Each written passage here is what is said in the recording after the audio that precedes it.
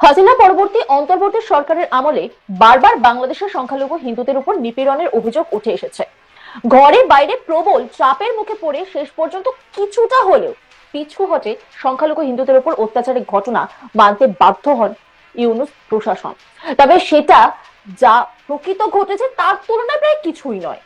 বাংলাদেশের রাষ্ট্রসংঘের শান্তি সেনা পাঠানোর পক্ষে সওয়াল করেছিলেন রাজ্যের বিরোধী দলনেতা শুভেন্দু অধিকারী। পরে বিধানসভায় বিবৃতি দিয়ে রাজ্যের মুখ্যমন্ত্রী মমতা বন্দ্যোপাধ্যায়ও জানিয়েছিলেন, কেন্দ্রীয় সরকার যদি প্রপার চ্যানেলে বাংলাদেশি শান্তি সেনা পাঠানোর জন্য রাষ্ট্রসংঘের কাছে দরবার করেন তাহলে তার সরকারের পূর্ণ সমর্থন থাকবে। এই পরিস্থিতিতে এবার বাংলাদেশ নিয়ে রিপোর্ট প্রকাশ করল রাষ্ট্রসংঘ। সেখানে স্পষ্ট উল্লেখ রয়েছে যে বাংলাদেশের সংখ্যালঘু নিপীড়নের বিষয়টি সূত্রের খবর এই সংক্রান্ত রিপোর্ট পৌঁছে গিয়েছে ভারতের প্রধানমন্ত্রী নরেন্দ্র মোদীর অফিসেও। এরপরে জল্পনা তুঙ্গে উঠেছে যে বাংলাদেশে শান্তি সেনা ঢোকার পথে কার্যত আর কোনো বাধাই রইল না। আর রাষ্ট্রসংঘ নিশ্চয়ই আমেরিকার প্রেসিডেন্ট ট্রাম্পের কাছেও এই রিপোর্ট পৌঁছে দিয়েছে। তাই বলাই যায় বাংলাদেশে এখন শান্তি সেনা ঢোকা স্রেফ সময়ের অপেক্ষা। অন্ধকার কেটে সূর্য আসবেই বাংলাদেশের মানুষের কাছে। এই কারণ বলে না, একটা কথা আছে না, অন্ধকার যত গাঢ় হবে সকাল তত এগিয়ে আসবে। আজ বাংলাদেশ জুড়ে গাঢ় অন্ধকার বাংলাদেশ জুড়ে, এবং এই অন্ধকারের মধ্যে সূর্য ওঠার দিন এগিয়ে আসছে। আগামীকাল 13ই ফেব্রুয়ারি সেই সূর্য ওঠার সংকেত আমরা পাবো।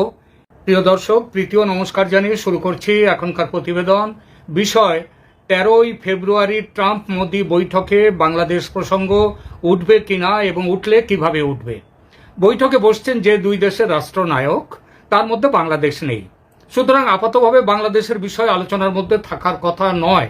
আলোচনা হবে মূলত দুই দেশের পরস্পরের স্বার্থ সংশ্লিষ্ট বিষয় নিয়ে। আর এই স্বার্থ সংশ্লিষ্ট বিষয়ে কথা বলতে গেলে বাংলাদেশের প্রসঙ্গ ওঠার সম্ভাবনা কি আছে? দুই দেশেই কিন্তু দুই দেশের মানুষ এবং বাংলাদেশের মানুষ তারাও কিন্তু জানে যে অবশ্যই এখানে দুই দেশের স্বার্থ সংশ্লিষ্ট, পারস্পরিক স্বার্থ, মানে শুধু আমেরিকার নয়, শুধু বা ভারতের নয়, এর মধ্যে দুই দেশেরই স্বার্থ আছে। প্রথমে আমেরিকার স্বার্থের কথা বলি। বাংলাদেশের প্রতিটি রাজনীতি সচেতন মানুষ জানেন বাংলাদেশে গত আগস্টে শেখ হাসিনা সরকারের পতনের মূলে ছিল আমেরিকার বাইডেন সরকারের ভূমিকা, এবং ডিপ স্টেট ইত্যাদি IRI বিভিন্ন সংস্থা, এ সবগুলোই আপনারা জানেন। তারা বিগত বেশ কিছু বছর ধরে বিপুল অর্থ ব্যয় করে শেষ পর্যন্ত সফল হয়েছে হাসিনার পতন ঘটাতে।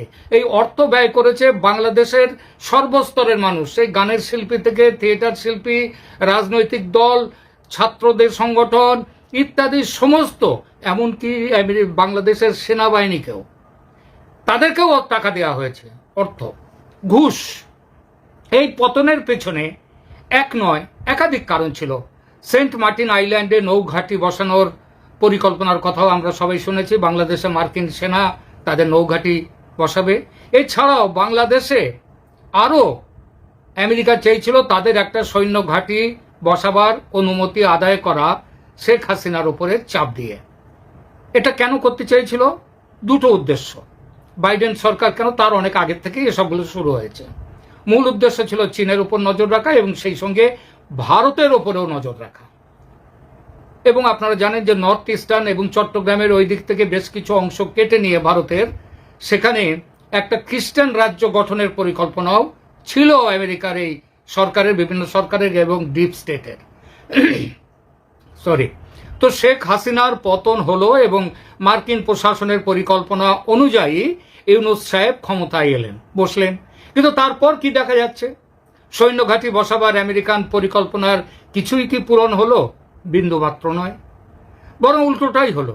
যে চীনকে দমন করতে আমেরিকা প্ল্যান বানিয়েছিল, প্ল্যান বানাচ্ছিল, তার উল্টোটা হলো। কিভাবে? দেখুন, বাংলাদেশের সঙ্গে বাণিজ্য, ইনফ্রাস্ট্রাকচার তৈরি, এই সমস্ত প্রকল্প, সব বিষয় নিয়ে যদি পৃথিবীর অন্যান্য দেশের সঙ্গে কার কি স্টেক আছে বাংলাদেশে, সেটা যদি দেখা যায়, তাহলে দেখা যাবে যে চীন ছিল 1 নম্বরে, ভারত 2 নম্বরে। বর্তমানেও চীন 1 নম্বরেই আছে। নতুন করে বলতে হবে না ভারত কোথায়, কারণ ভারত প্রায় কোথাও নেই এখন বাংলাদেশে। নতুন করে বলতে হবে না ভারত বাংলাদেশের সম্পর্ক এখন কোন তলানিতে এসে দাঁড়িয়েছে। চীনের প্রভাব কিন্তু বাংলাদেশে বেড়ে গেছে আগের তুলনায়। ভারত যেসব প্রজেক্ট করছিল বাংলাদেশে তার বেশিরভাগই বন্ধ, কোনোটা টিম টিম করে চললেও হয়তো চলতে পারে, কিন্তু বেশিরভাগই বন্ধ। কিন্তু চীনের একটা প্রকল্পের গায়ে, একটা প্রজেক্টের গায়ে হাত পড়েনি। এমনকি কক্সবাজারে যে সমুদ্র বন্দর তৈরি করছিল চীন, তার গতি আগের চেয়ে আরো বাড়িয়ে দেওয়া হয়েছে। চীনের কাছ থেকে নতুন নতুন সমরাস্ত্র কেনা বাড়িয়ে দিয়েছে বাংলাদেশ। এখন টাকা পয়সার কিছু অভাব বলে পুরো দমে করতে পারছে না, কিন্তু সেটা শুরু করে দিয়েছে। মানে এইটাই দাঁড়ালো আমেরিকার চাল পুরো বুমেরাং হয়ে গেছে বাংলাদেশে। চীন আপার হ্যান্ড পেয়ে যাচ্ছে অন্তর্বর্তী সরকারের আমলে, যে সরকারকে বসিয়েছিল ওই আমেরিকার বাইডেন। এবং এই সরকার থাকলে চীনের দখল ক্রমশই বাড়বে। তার কারণ এই সরকারের মাথা আবার যারা ধরে রেখেছে, টিকি যাদের কাছে বাধা, সেই যে জামাত এবং অন্যান্য যে মৌলবাদী দলগুলোর এখন রমরমা বাংলাদেশে, তারা কিন্তু চীনের সাথে ভালো সম্পর্ক বজায় রেখে দিয়েছে। আরও একটা ভয়াবহ সমস্যা তৈরি হচ্ছে, শুধু আমেরিকা নয় সারা বিশ্বের পক্ষে। সেটা হলো জঙ্গিবাদের প্রচার, সন্ত্রাসবাদ বেড়ে যাওয়া। বাংলাদেশে জঙ্গিবাদের যেভাবে প্রসার ঘটছে ইউনূসের প্রত্যক্ষ মদতে, সেটা তো শুধু বাংলাদেশ বা ভারত বা এই উপমহাদেশের পক্ষেই শুধু বিপদের কারণ তা নয়, এটা কিন্তু সারা পৃথিবীর পক্ষেই বিপদের কারণ। মনে রাখবেন যে আজকে গাজায় হামাসের পতন ঘটবার পর খবর আসছে হামাস এসে বাংলাদেশে আশ্রয় নিয়েছে বেশ কিছু হামাস জঙ্গি। এবং শুধু বাংলাদেশ নয়, তারা ছড়িয়ে পড়েছে পাক অধিকৃত কাশ্মীরে, সেখান থেকে যাতে তারা কাশ্মীরে অপারেশন চালাতে পারে। সুতরাং সন্ত্রাসবাদ, জঙ্গিবাদ, মৌলবাদ, এটা শুধু তার প্রসার ঘটছে, অলরেডি শুরু হয়ে গেছে। এবং বাংলাদেশ এখন তার বড় একটা এপিসেন্টার, কেন্দ্রবিন্দু হয়ে দাঁড়িয়েছে। এবং এটা যে শুধু বাংলাদেশের বা ভারতের বা এই উপমহাদেশের পক্ষে বিপদের কারণ তা নয়, মৌলবাদ ছড়িয়ে পড়ে কিন্তু সারা বিশ্ব জুড়ে এক জায়গায় থাকে না। ইতিপূর্বে বহুবার তা দেখা গেছে পৃথিবীর বিভিন্ন প্রান্তে।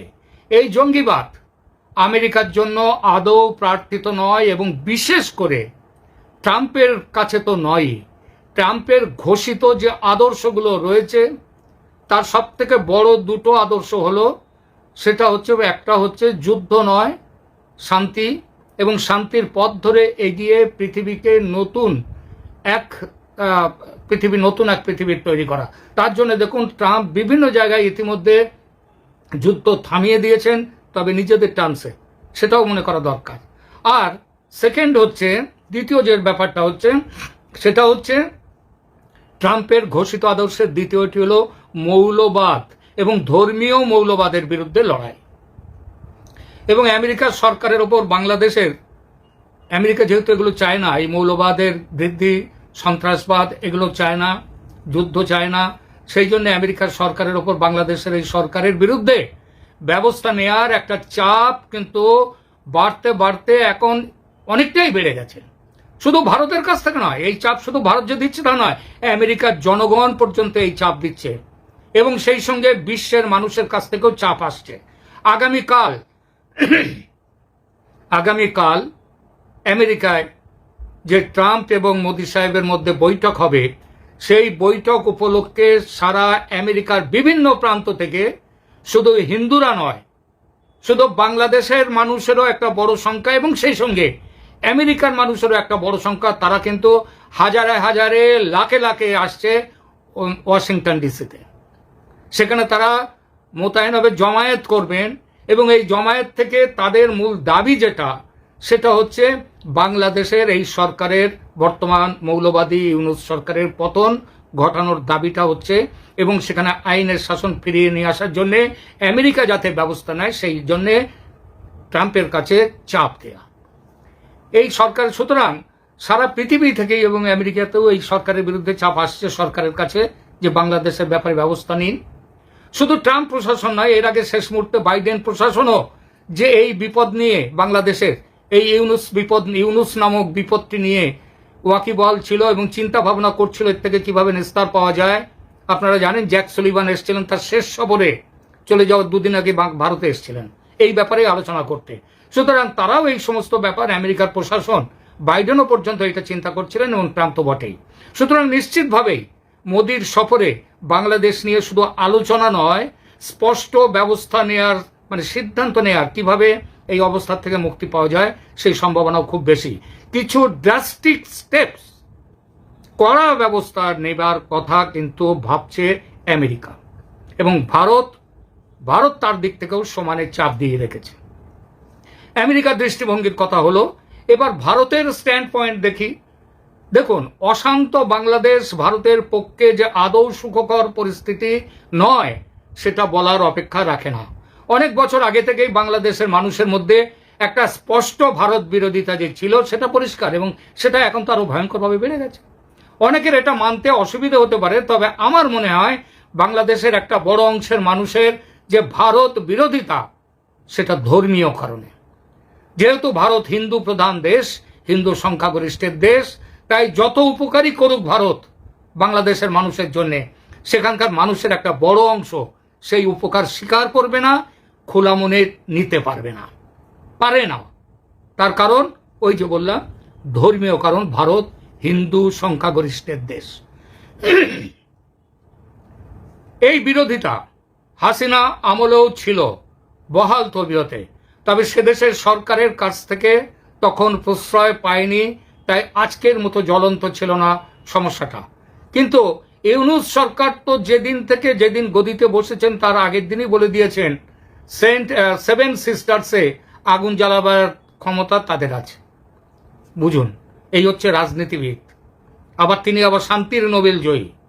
সুতরাং ইউনূস সরকারের প্রত্যক্ষ প্রশ্রয়ে আজ বাংলাদেশের এই যে জঙ্গিবাদ সেটা একটা ভয়ঙ্কর একটা সমস্যা হয়ে দাঁড়িয়েছে। দাগি জঙ্গি ও ভারত বিরোধী ইসলামী সন্ত্রাসীদের গণহারে সাজা মকুব করে জেল থেকে ছেড়ে দিয়েছে ইউনূস সরকার, এবং তারা বহাল তবিয়তে যে শুধু তাদের দেশের মধ্যেই জঙ্গিবাদ এবং ইসলামী মৌলবাদকে আরো কঠোর করবার চেষ্টায় মেতেছে তা নয়, তাদের সাথে ইউনূস সরকারের সমর্থনে জামাত এবং অন্যান্যদের আল বদর আল শামস এদের ইয়াতে তারা তাদের জঙ্গিবাদকে মৌলবাদকে ভারতেও চালান করে দেওয়ার কাজকর্ম পুরোপুরি শুরু করে দিয়েছে। আজ যে ভারতের বিভিন্ন জায়গায় যে এদের সমস্ত স্লিপার সেল, এই মৌলবাদী জঙ্গিদের সন্ত্রাসবাদীদের স্লিপার সেল ধরা পড়ছে, তার কারণ এটাই। সবচেয়ে জঘন্য ব্যাপার হলো, এই সন্ত্রাসবাদ ও মৌলবাদের প্রশ্রয় আসছে বাংলাদেশের সরকার এবং প্রশাসনের কথা তো বললাম, তার উপরেও এটা আসছে সেনাবাহিনীর কাছ থেকে। মৌলবাদ গিলে খেয়েছে সেদেশের সেনাবাহিনীকে। তারা বিভিন্ন গোষ্ঠীতে বিভক্ত, মৌলবাদী গোষ্ঠীতে, তাদের নাকি এখন সব থেকে বড়, তাদের ক্ষমতা নাকি তারাই। একটা 18 কোটি মানুষের দেশের সেনাবাহিনী, যাদের আবার দেশপ্রেমিক কথাটা নামের আগে না জুড়লে ঘোষা হয়, তারা দেশের প্রধানমন্ত্রীকে রক্ষা করতে পারে না। 18 কোটি মানুষকে তারা যদি নিজেদের প্রধানমন্ত্রীকে রক্ষা করতে না পারে, 18 কোটি মানুষকে কিভাবে রক্ষা করবে? ওই যে বলেছিলেন না ওয়াকারুজ্জামান, আপনাদের জানমানের দায়িত্ব আমার। আরে তুমি কি করবে ওয়াকারুজ্জামান? তুমি নিজে একটা মৌলবাদী জঙ্গি। তুমি তোমাদের প্রধানমন্ত্রীকে রক্ষা করতে পারোনি 5 আগস্টে। বড় মুখ করে বলছো আমি আপনাদের 18 কোটি মানুষের জানমান রক্ষা করব। কেমন রক্ষা করছে তার প্রমাণ তো আজকে পাচ্ছেন। সমস্ত দেশের আইন শৃঙ্খলা বলে কিছু নেই, যা খুশি তাই চলছে সেখানে। 500,000 দুর্বৃত্ত ঘোষণা দিয়ে এসে ধানমন্ডির 32 নম্বর ভেঙে গুড়িয়ে পুড়িয়ে দিয়ে গেল, আর সুধা সদন ভেঙে দিয়ে চলে গেল। আওয়ামী লীগের নেতা কর্মীদের অজস্র বাড়ি ভাঙচুর করলো, লুট করে নিয়ে গেল সব। আর সেনাবাহিনী কি করেছে? সেনাবাহিনী চুপচাপ বসে দেখছে। আরো লজ্জার কথা কি জানেন? গাজীপুরে ডাকাতি করতে এসে গণধোলাই খেয়ে গেল যারা, সেনা তাদের পক্ষে দাঁড়িয়ে, অর্থাৎ যারা ডাকাতি করতে এসেছিল তাদের পক্ষে দাঁড়িয়ে গ্রেফতার করলো যারা ডাকাতিতে বাধা দিচ্ছিল তাদের। এই হচ্ছে সেখানকার সেনাবাহিনী। তারপর আবার অপারেশন ডেভিল হান্ট, সেটাও করছে এই সেনাবাহিনী। ইতিমধ্যে 10,000-এর মতো সাধারণ মানুষ গ্রেপ্তার হয়েছে সেনার হাতে, খবর পাচ্ছি। তাদেরকে অনেককেই নাকি মেরে ফেলাও হয়েছে, এ খবরও বেরিয়ে আসছে। আমরা তো সেখানে ভেতরে গিয়ে দেখতে পারবো না। আর সেখানকার যে পত্রিকা, সেখানকার যে মিডিয়া, তারা তো হয়ে গেছে এই সরকারের কোলে বসে আছে দালাল। সবাই যে ঘুষ খেয়ে করছে তা নয়, ভয়েও তো অনেকে যাচ্ছে। নইলে পত্রিকা তুলে দেবে, বন্ধ করে দেবে। আপনাদের মনে আছে প্রথম আলো পত্রিকা, ডেলি স্টার পত্রিকা, তারা একটু বেগরবাই করছিল, আমি তাদের সামনে সেখানে গিয়ে গরু জবাই করে, ওদের প্রতিবাদের পথ দেখুন, গরু জবাই করা, গরু জবাই করে সেখানে বিরিয়ানি রান্না করে খেয়েছে। ভারত সীমান্তে বিএসএফ এর কাছে, বিএসএফ গরু কাটলে বিএসএফ এর কষ্ট হবে, সেই জন্য সীমান্তে এসে বিএসএফ ওদিকে রয়েছে, এদিকে গরু কাটছে। এরা ভদ্র বলবো, এরা অভদ্র, অশিক্ষিত। এই অভদ্রদের, এই অভদ্র, এরা আদিম যুগের মানুষেরা। এই যুগের মানুষ, আদিম যুগের মানুষ এদের মতো বদমাশ ছিল না। তারা যেটা করতো সেটা পেটের দায়ে করতো, আর এরা যেটা করছে পেটের দায়ে নয়। এরা পেটের দায়ে করছে না, ধর্মকে সামনে রেখে করছে। এত বড় বদমাশের দল। দেখুন, আজকে যদি ভারত শান্তিতে থাকতে পারে না, তার কারণ আপনার বাড়ির পাশে যদি এই রকম হয়, আপনার পাশের বাড়িতে যদি আগুন লাগে, সে আগুনের আঁচ আপনার বাড়িতেও আসবে। সুতরাং ভারত তো এই বিষয় নিয়ে কথা তুলবেই আমেরিকার সঙ্গে। আর এর সব কিছুর ওপরে আছে চীন। চীনের সঙ্গে দহরম মহরম বাড়িয়েই চলেছে বাংলাদেশ। একের পর এক মন্ত্রী যাচ্ছে সে দেশে, বিএনপি জামাতের ডেলিগেশন যাচ্ছে। শোনা যাচ্ছে তিস্তা বাঁধ প্রকল্প চীনকে দেওয়ার ব্যাপারে এরা কথা বলছে, আর সেটা করলে চিকেন নেক বিপদগ্রস্ত হবে। সুতরাং এই অবস্থা চুপচাপ দেখতে পারে না ভারত। বাংলাদেশ অবশ্যই, তাই বাংলাদেশ প্রসঙ্গ তাই অবশ্যই উঠবে চীনের সঙ্গে আলোচনায়। এবং এবার শুধু আলোচনা হয়ে থেমে যাবে না, এটাও বলে দিচ্ছি, নিশ্চিতভাবে সিদ্ধান্ত গৃহীত হবে ওই 13ই ফেব্রুয়ারিতে। কি সিদ্ধান্ত? সে সব ঠিক করে এসেছেন জয়শঙ্কর। আপনারা মনে রাখবেন, জানুয়ারিতে 31 দিনের মধ্যে 20 দিন তিনি ছিলেন আমেরিকায়। শুধু থাকা না, তারপরেও বিক্রম মিশ্রিও গেছেন। আর প্রধানমন্ত্রীরা যখন যান তখন তো একা যান না, তারা একা গিয়ে কথা বলেন না, দুজনে গল্প করেই শেষ হয়ে যায় না। তারা তাদের পুরো সৈন্য সামন্ত নিয়ে, সমস্ত মন্ত্রী সচিব, সমস্ত মন্ত্রী যে বিষয়ে যাচ্ছেন, পররাষ্ট্রমন্ত্রী সচিব অফিসাররা, তারাও একটা দল সেখানে গিয়ে পৌঁছে যাবেন। সুতরাং সিদ্ধান্ত যে একটা হবেই সেটা পরিষ্কার। কি সিদ্ধান্ত হবে সেটা অবশ্য স্পষ্টভাবে বলা যায় না, তবে এটা অন্তত বলা যায়, ইউনূসকে ক্ষমতায় রাখলে যে বাংলাদেশ শান্ত হবে, দেশে স্থিরতা আসবে, আইনের শাসন ফিরবে, গণতান্ত্রিক ব্যবস্থা আবার সেখানে চালু হবে, এটা মোদি এবং ট্রাম্পের কেউই বিশ্বাস করেন না। একটাই পথ, তাই ইউনূস সরকারের পতন। পতন তো হলো, কিন্তু কাউকে না কাউকে তো বসতে হবে, নইলে পতন করলে দেশে চালাবে কে? দেশটা এরাও চালাচ্ছে না, কিন্তু একটা দেশের রাজা বলে একটা জিনিস তো রাখতে হয়। সুতরাং তারপর ইউনূসের ন্যায় পতন হবে। তারপর কি হবে দেখুন, অনেকগুলো অল্টারনেটিভ আছে, অনেকগুলো। বৈধ প্রধানমন্ত্রী হিসেবে শেখ হাসিনার পুনর্বাসন হতেই পারে, কারণ ওই যে কথা উঠেছিল না, আমাদের শাহাবুদ্দিন চুপ্পু প্রেসিডেন্ট সাহেব বাংলাদেশের, তিনি বলেছিলেন না ওনার কোনো পদত্যাগপত্র আমার নেই, আমার কাছে, উনি কোনো পদত্যাগপত্র জমা দেননি। এবং শেখ হাসিনা তারপরও নিজেও বারবার বলেছেন আমি বৈধ প্রধানমন্ত্রী। এই সব কিছুই আমেরিকাও জানে, ভারতও জানে। সুতরাং বৈধ প্রধানমন্ত্রী হিসেবে শেখ হাসিনার পুনর্বাসন সেটাই হতে পারে। কেয়ারটেকার গভর্নমেন্ট, জাতীয় কেয়ারটেকার গভর্নমেন্ট, সেটাও হতে পারে একটা জাতীয় সরকার, সব দল থেকে নিয়ে, এবং এই জাতীয় সরকার সেটাও প্রতিষ্ঠা করা যেতেই পারে। ভারত তৈরি রেখেছে কিন্তু বেস্ট অল্টারনেটিভ কোনটা, সেটা কিন্তু ইতিমধ্যে ভারত তৈরি করে রেখেছে, এবং সে ব্যাপারেও জয়শঙ্করের সঙ্গে কথা হয়ে গেছে মার্কিন প্রশাসনের। এই যে পরিস্থিতি, সুতরাং আমরা কোন অল্টারনেটিভটা যে গৃহীত হবে, সিদ্ধান্ত হবে, সেটা কাল পরশুর মধ্যেই আমরা জানতে পারবো। ততক্ষণ অপেক্ষা করুন।